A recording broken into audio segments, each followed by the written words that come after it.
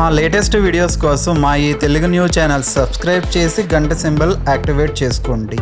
రేపే క్షీరాబ్ది ద్వాదశి ఎంతో పవిత్రమైన మహిమాన్వితమైన రోజు. మాసాలలో అత్యంత పవిత్రమైనది కార్తీకం, అందులోనూ అతి విశిష్టమైనది క్షీరాబ్ది ద్వాదశి. కార్తీక మాసం శుక్లపక్ష ద్వాదశికే క్షీరాబ్ది ద్వాదశి అని పేరు.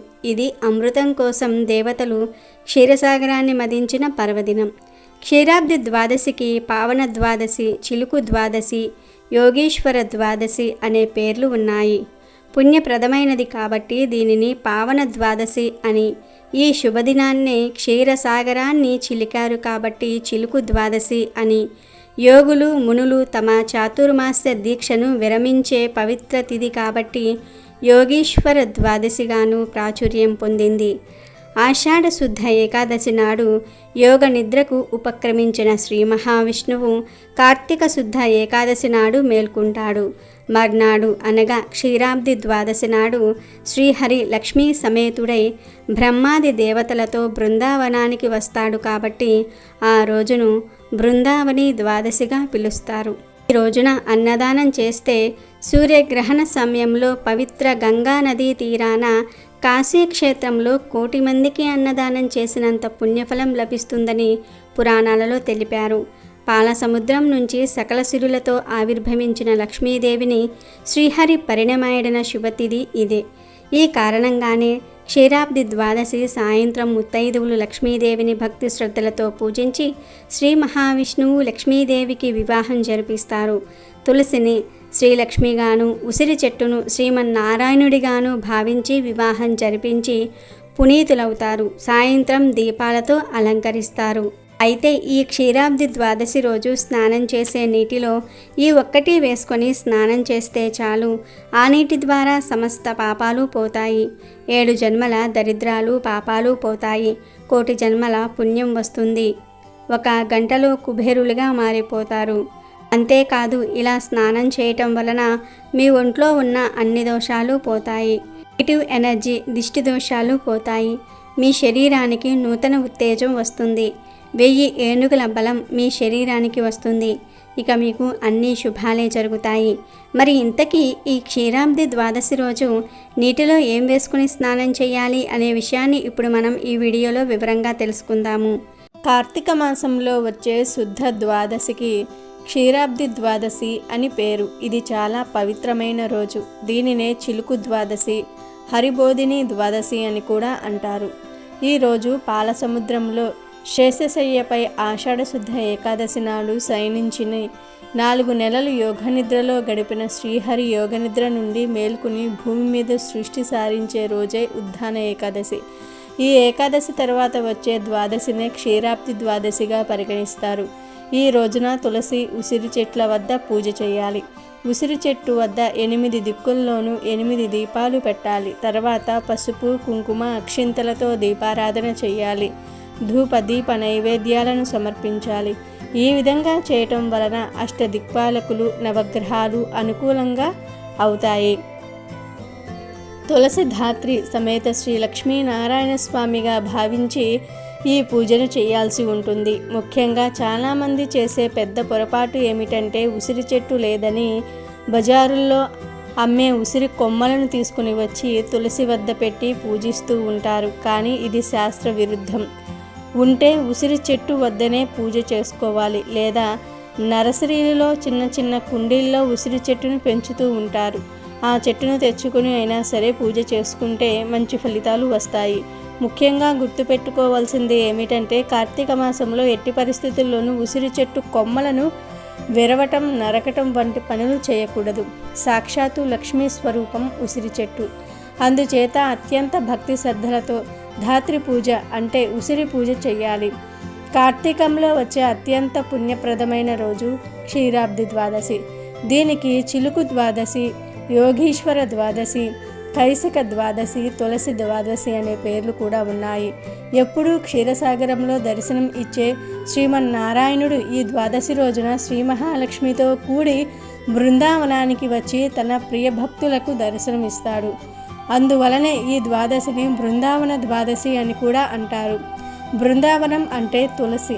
ఆ తులసి దగ్గరకు శ్రీమన్నారాయణుడు లక్ష్మీ సమేతంగా వస్తాడు.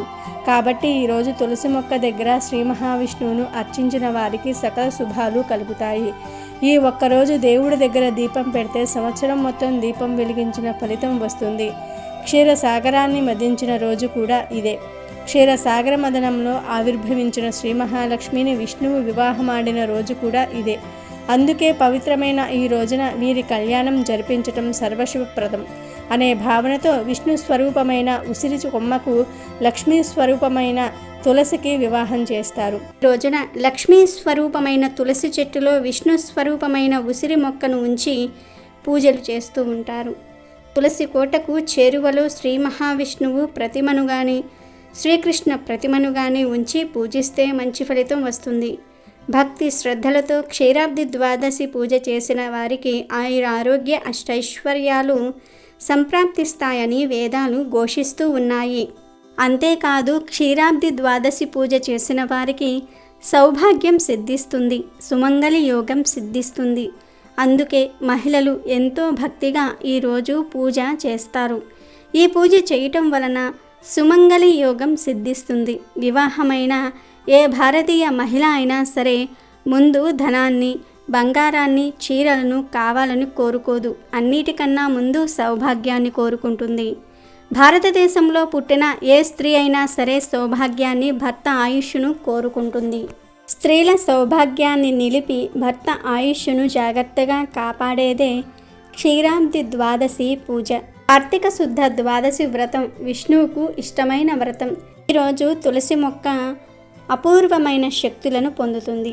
ఈ రోజును తులసిని లక్ష్మిగా, ఉసిరి చెట్టును విష్ణువుగా భావించి పూజ చేస్తే అద్భుతంగా సౌభాగ్యం సిద్ధిస్తుంది. మరి ఆ పూజ ఎలా చేయాలంటే, ద్వాదశి రోజు ఉదయాన్నే లేచి స్నానం చేసుకుని తులసి కోట దగ్గర శుభ్రంగా తుడిచి ఆవు పేడతో అలకాలి.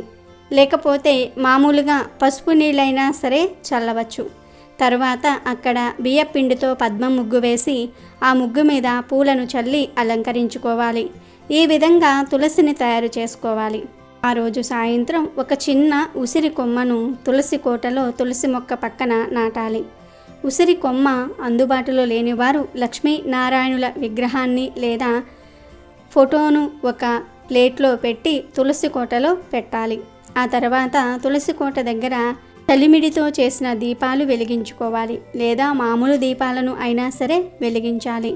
ఈరోజు ఇలా తులసి కోట ముందు ఎవరైతే దీపాలు పెడతారో వారి ఇంట్లో కలకాలము ధనధాన్యాలు నిలుస్తాయని శాస్త్రవచనం. తులసి కోట చుట్టూ దీపాలు పెట్టుకోవాలి.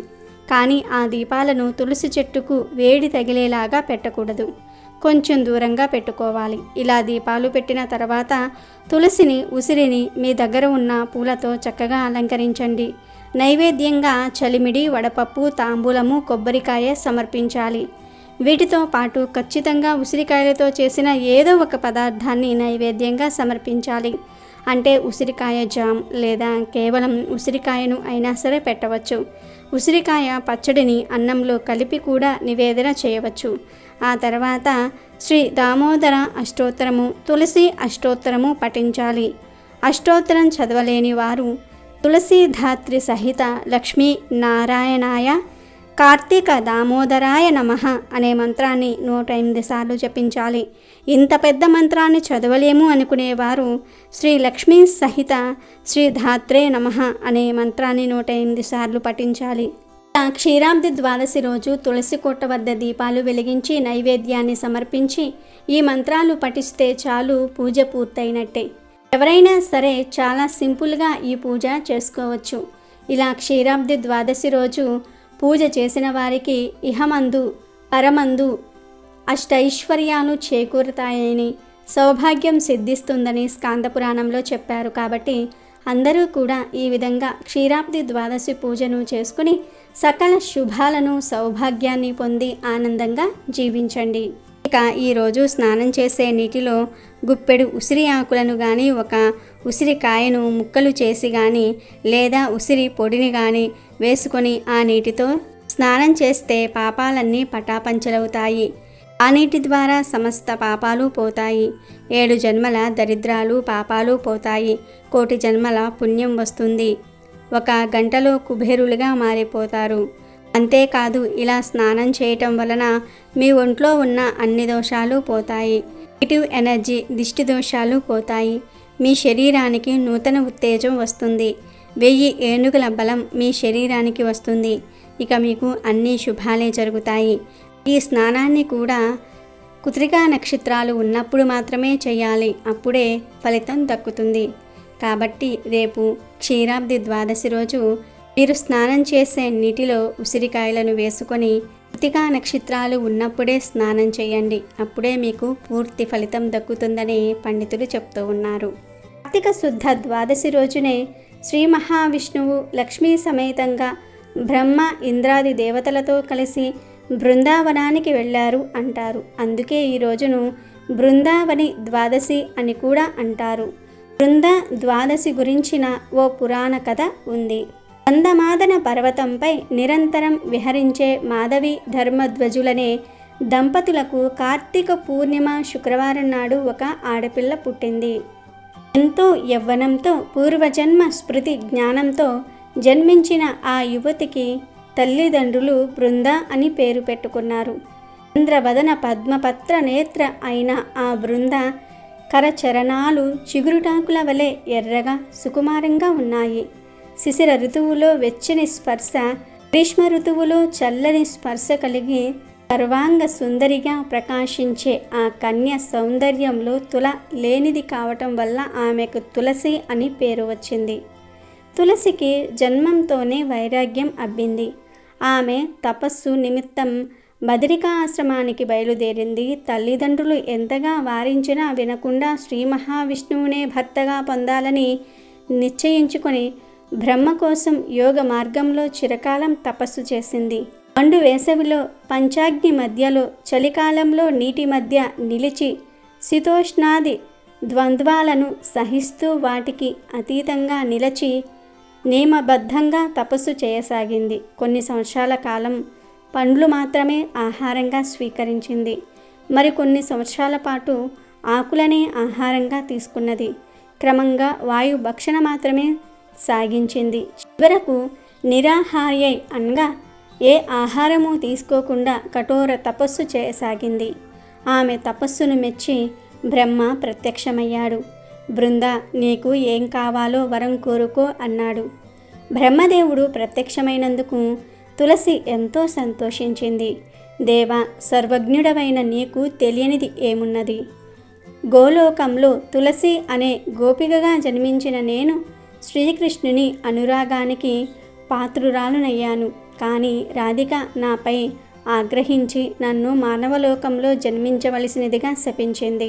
అప్పుడు శ్రీకృష్ణుడు బ్రహ్మ వర ప్రభావం చేత నాకు భార్యవు కాగలవు అని నన్ను ఊరడించాడు. కనుక విష్ణువుకు భార్యను అయ్యేటట్లు నన్ను అనుగ్రహించు అని బ్రహ్మను ప్రార్థించింది. ఆమె ప్రార్థన విని బ్రహ్మ తులసి శ్రీకృష్ణుని అంశగా సుధాముడనే గోపకుడు భారతదేశంలో జలంధరుడు అనే పేరుతో రాక్షసుడై జన్మించాడు. అతడు కూడా రాధికాదేవి శాపానికి గురి అయిన వాడే. నువ్వు జలంధరుని వరించు. తరువాత శాపవశాన భూలోకంలో అవతరించిన శ్రీకృష్ణుణ్ణి చేపట్టగలవు. తదనంతరం లోక పావినివై వృక్ష రూపాన్ని పొందుతావు. ఆ వృక్షం విష్ణువునకు అత్యంత ప్రీతిపాత్రమవుతుంది. బృందావన క్షేత్రంలో నివసించే నీవు బృంద అనే పేరుతో విరజిల్లగలవు అని అనుగ్రహించి బ్రహ్మదేవుడు అంతర్ధానమైనాడు. బ్రహ్మదేవుని ఆదేశానుసారం తులసి జలంధుని మనసులో ధ్యానిస్తూ బదరీకాశ్రమంలో తపస్సు చేయసాగింది. ఒకనాడు జలంధరుడు ఆ తపోవన ప్రాంతానికి వచ్చాడు. బ్రహ్మదేవుని సూచనను అనుసరించి తులసిని వివాహమాడదలచి మంగళప్రదమైన కవచాన్ని ధరించి వచ్చాడు జలంధరుడు. అతడు బృందను పలుకరించాడు. తన పూర్వజన్మ విశేషాలను చెప్పి గోలోకంలో సుధాముడనే గోపకుడిగా ఉన్న తాను శాపవశాన మానవలోకంలో జన్మించానని వివరింపసాగాడు. తులసిని వివాహం చేసుకోవాలనే తన అభిలాషను వ్యక్తం చేశాడు. తల్లిదండ్రులు నిర్ణయించిన వరుణ్ణి వివాహం చేసుకోవటం తనకు తగిన ధర్మమని తులసి సమాధానమిచ్చింది. అప్పుడు బ్రహ్మదేవుడు సాక్షాత్కరించి వారిరువురి పూర్వజన్మ వృత్తాంతాలను వివరించి వారికి దాంపత్య బంధం కల్పించి అవి కాలంలో గోలోకంలో నారాయణుడితో కలువగలవు, పొందగలవు, ఆయన తదాత్మ్యం పొందగలవని అభయమిచ్చాడు. అలా బృంద జలంధరులు దంపతులయ్యారు. కొంతకాలం తర్వాత జలంధరుడు బ్రహ్మదత్త వరప్రభావం చేత దేవలోకాన్ని జయించాడు. ఇంద్రాది దేవతలు జలంధరుణ్ణి జయించలేక బ్రహ్మను, శంకరుణ్ణి కలుసుకుని తమ బాధలు విన్నవించుకున్నారు. వారంతా కలిసి వైకుంఠానికి వెళ్ళారు. దేవతలందరి పక్షాన బ్రహ్మదేవుడు శ్రీ మహావిష్ణువును ప్రార్థించి తమ ఆవేదనను నివేదించాడు. జలంధరుడి దురాగతాలను వివరించాడు. ఆ జలాంధరుడి నుండి దేవతలకు స్వస్థత కలిగించవలసిందిగా ప్రార్థించాడు. అంతట శ్రీ మహావిష్ణువు జలంధరుడి పూర్వజన్మ వృత్తాంతాన్ని దేవతలకు జ్ఞప్తికి తెచ్చి రాధాదేవి శాపం వల్లనే అతడు మానవలోకంలో జన్మించిన సంగతిని వివరించాడు. తొందరపడి శపించిన రాధ తిరిగి అచిరకాలంలోనే నా భర్త సన్నిధిని పొందగలవని శాపమోక్షం కూడా అనుగ్రహించినట్లుగా చెప్పాడు. జలంధరుడు కంఠసీమలో ధరించిన కవచం తన ప్రసాదమే అని, ఆ కవచం వల్లనే అతడు అజయుడై నిలిచాడని కూడా వివరించాడు. మరొక రహస్యాన్ని కూడా విష్ణుమూర్తి వివరించాడు. జలంధరుని భార్య బృంద మహాపతివ్రత అని, ఆమె పాతివ్రత్యానికి భంగం కలిగిస్తే గాని జలంధరుడు మరణించడనే సంగతి చెప్పి తాను జలంధరుడి వేషంలో వెళ్ళి బృందాదేవి సతిత్వాన్ని భంగపరుస్తానని, అదే సమయంలో పరమేశ్వరుడు యుద్ధంలో జలంధరుణ్ణి సంహరించగలడని చెప్పాడు. అలా దేవతలందరూ కూడా పథకం వేసుకుంటారు. తర్వాత శ్రీ మహావిష్ణువు బ్రాహ్మణ వేషధారి అయి జలంధరుణ్ణి సమీపించి అతని కవచాన్ని యాచించి దానంగా స్వీకరించాడు. ఆ కవచాన్ని ధరించి జలంధరుని రూపంలో తులసి వద్దకు వెళ్ళాడు. శ్రీ మహావిష్ణువు యుద్ధంలో విజయం సాధించి తన భర్త తిరిగి వచ్చాడని భావించిన బృంద అతనికి అన్ని సపర్యలు చేసింది. బ్రహ్మదేవుని మధ్యవర్తిత్వంలో సంధి కుదిరిందని, దేవతల రాజ్యాలను వారికి తిరిగి ఇచ్చి వేశానని, యుద్ధం ముగిసిందని చెప్పాడు జలంధరుని వేషంలో ఉన్న విష్ణువు. అతడు కోరగా బృంద ఏకాంత సుఖాన్ని అందించడానికి సిద్ధపడింది.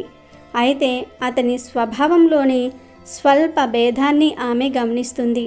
దాంతో ఆమె నీవు నా భర్తవు కావు, ఎవరో మాయావివి, నిజం చెప్పు అని నిలదీసింది. అప్పుడు విష్ణుమూర్తి నిజరూపంలో సాక్షాత్కరిస్తాడు. అప్పుడు శ్రీహరిని చూసి బృందాదేవి క్షణంలో మూర్ఛిల్లి కొంతసేపటికి తేరుకొని, ఓ దేవా, ఇది నీకు న్యాయమైన ధర్మాన్ని భంగపరిచి నా భర్తను సంహరించావు గనుక రాతి గుండెగల నీవు పాషాణ రూపుడివై పొమ్మని, అంటే రాయిగా మారిపొమ్మని విష్ణువును శపించింది. బృందాదేవి విష్ణువుతో, ప్రపంచం కోసం చేశానని నన్ను నమ్మించవద్దు, నా పాతివ్రత్యం నాకు ముఖ్యం, దాన్ని చెడగొట్టావు గనుక కఠిన శిలగా మారిపో అని శపిస్తుంది. తర్వాత తనను తాను భస్మం చేసుకుంటుంది. ఆ భస్మం నుండి బృందాదేవి పాతివ్రత్య మహిమ వలన ఒక చెట్టు పుట్టింది, అదే తులసి చెట్టు. ఇదంతా జరిగిన తర్వాత విష్ణువు చాలా బాధపడిపోతాడు. తన వలన బృంద తనను తాను దహించుకుంది. బృంద తన భక్తురాలు కనుక ఇక నుండి బృందాదేవి రూపమైన తులసి చెట్టు తనకు అత్యంత ప్రీతిపాత్రమని, తులసి ఆకులతో అర్చన చేస్తే తనకు స్వయంగా చేరుతుంది అని విష్ణువు వరం ఇచ్చాడు. ఇదంతా జరిగింది కూడా బృంద ద్వాదశి రోజే అని కొంతమంది నమ్ముతూ ఉంటారు. ఈ రోజున ఆవు కొమ్ముకు బంగారు తొడుగులు తొడిగి, ఆవు కాళ్లకు వెండి డెక్కలు తగిలించి దూడతో సహా బ్రాహ్మణుడికి దానమిస్తే ఆ ఆవు శరీరము మీద ఎన్ని రోమాలు ఉన్నాయో అన్ని సంవత్సరాలు ఇంద్రలోకంలో స్వర్గ సుఖాలు పొందుతారు. కార్తీక శుద్ధ ద్వాదశి రోజు యజ్ఞోపవీతములు దక్షిణతో బ్రాహ్మణుడికి దానమిస్తే ఇహపర సుఖములు పొందుతారు. ఈ రోజున బంగారు తులసి చెట్టును కానీ సాలగ్రామాన్ని కానీ బ్రాహ్మణునికి దానమిస్తే 4 సముద్రాల మధ్య ఉన్న భూమిని దానం చేసిన ఫలితం లభిస్తుంది. ఈ కార్తీక శుద్ధ ద్వాదశినే ఉద్దాన ద్వాదశి అని కూడా అంటారు. ఈ ద్వాదశి రోజు దీపదానం చేయాలి. ఒక దీపాన్ని దానం చేస్తే పాతకములు నశిస్తాయి. 10 దీపాల్ని దానం చేస్తే మహాపాతకాలు నశిస్తాయి. 100 దీపాలు దానం చేస్తే శివ సాన్నిధ్యం లభిస్తుంది. 100కు పైగా దానం చేస్తే స్వర్గాధిపత్యం లభిస్తుంది. ఈరోజు దీప దర్శనం లభిస్తేనే ఆయుర్దాయం, బుద్ధిబలం, ధైర్యము, సంపద కలుగుతాయి. అమెజాన్లో బెస్ట్ డిస్కౌంట్స్ కోసం వీడియో డిస్క్రిప్షన్లో లింకు ఉంది, చూడండి. అలాగే మా టెలిగ్రామ్ ఛానల్ సబ్స్క్రైబ్ చేసుకోండి.